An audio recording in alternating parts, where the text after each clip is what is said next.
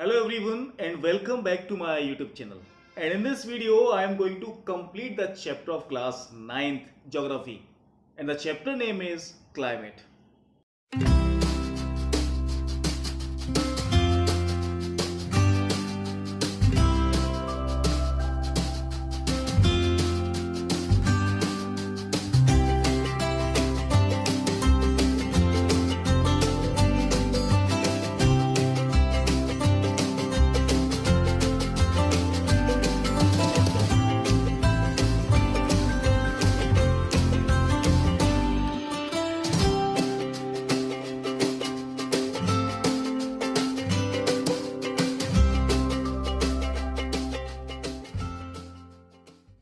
The topic which I am going to discuss in this video is the advancing monsoon.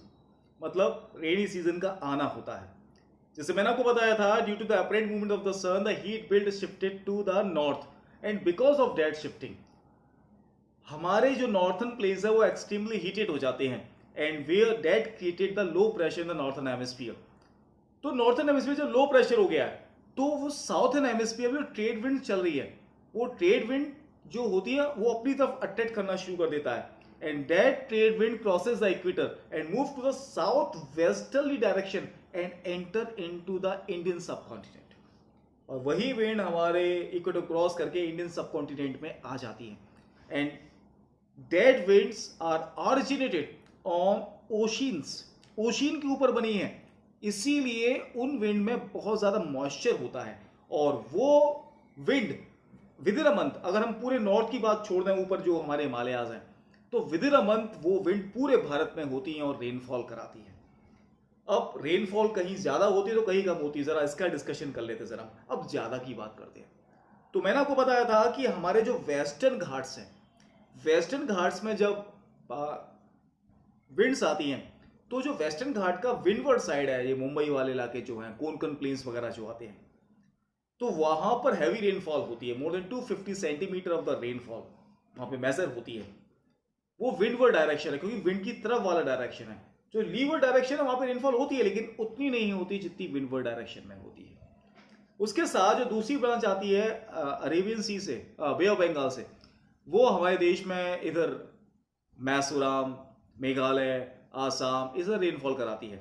As we all know that Mawsynram is the place where we receive the highest amount of rainfall in the world.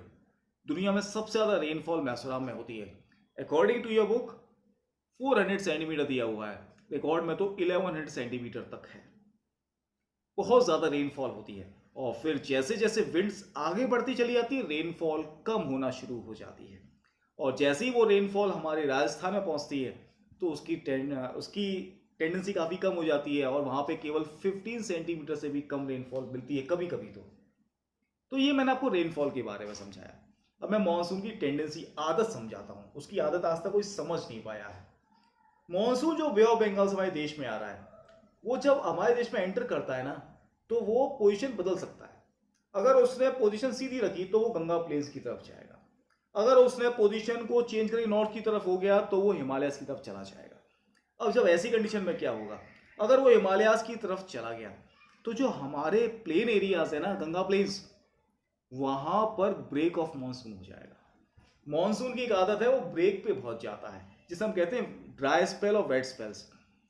Monsoon पूरे साल तो बरसता नहीं है, पूरे महीने बरसता नहीं है, हर दिन नहीं बरसता. तो आज बरसा फिर 15 दिन का गैप कर लेता, फिर बरसता है. तो इस तरीके से ब्रेक ऑफ मानसून होता है. ये टेंडेंसी की वजह से हिमालयाज पे पहले रेनफॉल हो जाती है. जब वो हिमालयाज की तरफ मुड़ गया तो क्या कंडीशन होगी, हिमालयाज पे हैवी रेनफॉल होगी, वहां पे हैवी रेनफॉल होगी and the river will get flooded. जो साल हो रहा है, बाढ़ आएगी.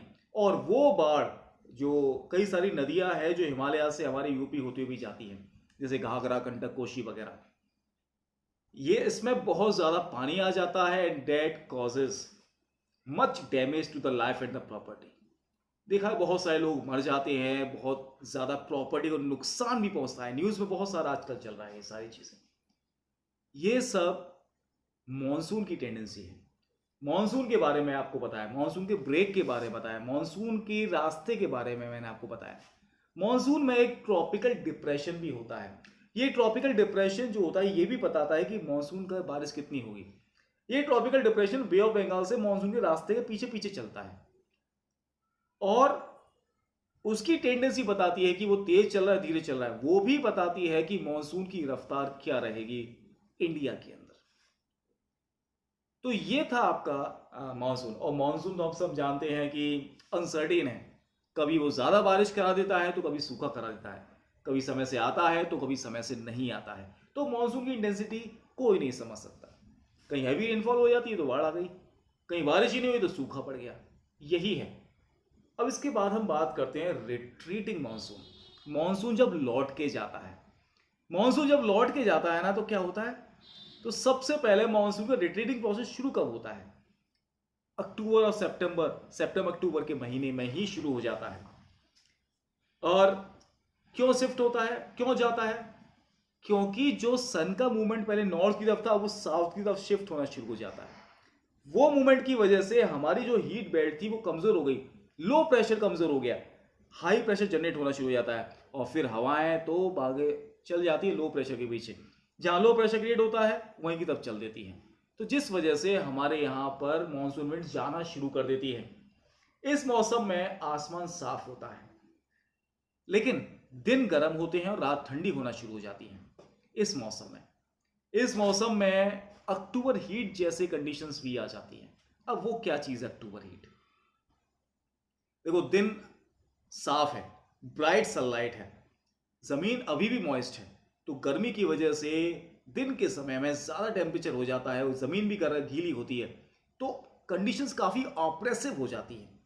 इसी को कहते हैं हम अक्टूबर हीट। अक्टूबर हीट बेसिकली हम महसूस करते हैं अक्टूबर 15 तक, और उसके बाद फिर टेम्परेचर कम होना शुरू हो जाता है। लेकिन बात ये आती है कि जो लो प्रेशर है वो शिफ्ट हो जाता है बे ऑफ बंगाल में, और वो जब बे ऑफ बंगाल में शिफ्ट होता है ना तो वहां पे ट्रॉपिकल साइक्लोन्स आते हैं। आपने देखा भी होगा वो चक्रवाती तूफानों के नाम जो अभी न्यूज में बहुत आते हैं कि तबाही मचा दी उसने, वो उस इलाके को खाली करवा दिया, अभी भी आए थे कुछ समय पहले। तो ये सब चक्रवाती तूफान आते हैं, वो हमारे कोस्टल एरियाज पे काफी ज्यादा नुकसान पहुंचाते हैं, काफी ज्यादा नुकसान। तो ये था हमारा रिट्रीटिंग मानसून। अब इसके बाद एक पैराग्राफ आता है रेनफॉल का। वो रेनफॉल का डिस्ट्रीब्यूशन ऑफ रेनफॉल मैं आपको थोड़ा पहले समझा चुका हूं, कहां ज्यादा होती है कहां कम होती है। कहां कहां ज्यादा होती है? वेस्टर्न घाट के विंडवर्ड साइड में ज्यादा होती है, केरला में, तमिलनाडु में ज्यादा होती है। इधर मेघालय, मैसूरम, मिजोरम, त्रिपुरा, आसाम वगैरह में भी रेनफॉल अच्छी होती है। उसके बाद आगे बढ़ते हैं, थोड़ी कम होती चली जाती है, and the Rajasthan at the last receive the less rainfall. लेकिन डिफरेंस कहां पता चलता है सबसे ज्यादा? जरा सोचिए, अगर कोई इंसान खाने में बहुत ज्यादा खाता है, बहुत ज्यादा, और एक है जो केवल 2 ही रोटी खाता है, one Yeats 100 chapati and one Yeats 2 चपाती, मिलती है मान लो उसे खाने के लिए, इसका ही मन करता है ज्यादा खाने का। लेकिन अगर इसकी में से हमने 2 चपाती कम भी कर दी तो इसमें कोई असर पड़ेगा? नहीं पड़ेगा। इसकी में से अगर एक भी कम कर दी तो और ज्यादा असर पड़ेगा। तो इसी तरीके से डिफरेंस जो होता है रेनफॉल में, वो सबसे ज्यादा मेजर कहां होता है? जहां रेनफॉल कम होती है। मैसूराम में 1100 सेंटीमीटर पड़ गई, कभी 900 भी पड़ गई ना तो उन्हें पता भी नहीं चलेगा। लेकिन अगर राजस्थान में 50 सेंटीमीटर पड़ती है, अगर 40 भी हुई ना तो भी उन्हें पता चल जाएगा। चलिए, अब लास्ट टॉपिक है यूनिफाइंग बॉन्ड वाला, monsoon as a unifying bond. हम सब जानते हैं कि जो हमारे हिमालयाज है नॉर्थ में, वो चाइना से आने वाली ठंडी हवाओं को रोकते हैं। हमें यह भी पता है कि हमारा जो पेनिनसुलर इंडिया है उसकी वजह से हमारे इंडिया का जो कोस्टल एरियाज है वहां के क्लाइमेट मॉडरेट रहते हैं। लेकिन हमारे देश में जो सीजन चेंज होता है वो मॉनसून की वजह से होता है। मॉनसून एक रिदमिक साइकिल बनाता है सीजन चेंज की, गर्मी, बारिश, ठंड, ये एक रिदमिक साइकिल बनाता है। हमारे देश में मॉनसून भले ही कैसा है, चाहे लेट आता है, चाहे बरसे ना बरसे, कहीं बाढ़ ले आए तो कहीं सूखा पड़ जाए, हर इंसान मॉनसून का वेट करता है। हमारे देश में कई सारे फेस्टिवल्स मॉनसून से जुड़े हुए हैं। हमारे देश में चाहे नॉर्थ में हो चाहे साउथ में हो, बहुत सारे फार्मर्स आज भी ऐसे हैं जो मॉनसून पे डिपेंड हैं। मॉनसून हर इंसान के चेहरे पर खुशी ले आता है। इसीलिए जब मॉनसून आता है, बारिश पड़ती है, नदियों में पानी आता है और वो नदियां पूरे देश को एक करते हुए चली जाती हैं। इसलिए मॉनसून एक यूनिफाइंग बॉन्ड का भी रोल प्ले करता है। तो ये था आपका चैप्टर। आज के लिए इतना ही है। अब नेक्स्ट टर्न पे नेक्स्ट चैप्टर होगा। Till then, good bye.